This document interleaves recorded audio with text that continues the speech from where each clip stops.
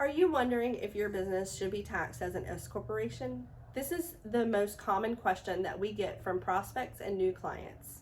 My name's Joy Lutz, and I'm the founder of Align CPA, where we work with small business clients and help them with their monthly accounting and taxes.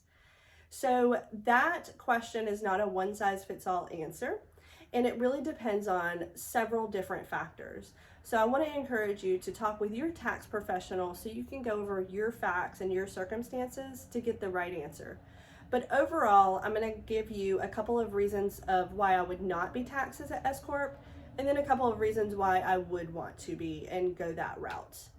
So the first things for I would not want to be taxed as an S corporation if I own real estate. An easy fix to that would be owning the real estate in a separate entity, but operating your main operations as an S Corp. I would not want to be taxed as an S corporation if I was a startup and I wasn't yet making a profit or my profit was low. I typically would not want to go into an S Corp until I have net profit of about $75,000. That can be a little flexible, and keep in mind that's the net profit, that's the bottom line income, not top line revenue. So that number is about $75,000, and that's just because there's other tax benefits that may be better for you in a non-S Corp. The third reason I would not want to be an S Corp is if I was receiving income on a 1099 in my personal name and I could not switch that to a business S Corp name.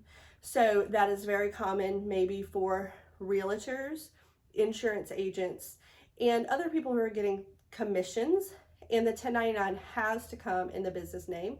And the whole purpose of that is we cannot assign income from ourselves to our corporation. So if that's your fact pattern, it would not benefit you to go into an S Corp. So who is an S Corp great for? It's great for growing companies that have a net profit, again, over or around $75,000, and that's continuing to grow. It's great for a business who is committed to putting that owner on payroll, because one of the requirements for an S Corp is making sure that the officers are receiving a reasonable compensation. So that includes setting up payroll, withholding taxes, filing forms, and being compliant in that area. The third reason I would is if I have a good accounting system or I'm committed to making sure I have one.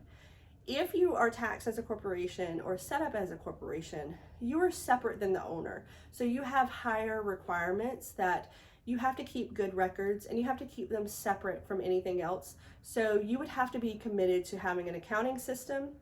So recap that, S Corp is great if you have growing income over $75,000. You will go on payroll and you're committed to good accounting. It may save you a lot of money in taxes to do those things, so it's definitely something that you want to look at, and it's better to look at sooner rather than later because there are deadlines to doing that. So if you have more questions about an S Corp, I would be happy to chat with you, and you can reach out to us and find more information about our firm at aligncpa.com.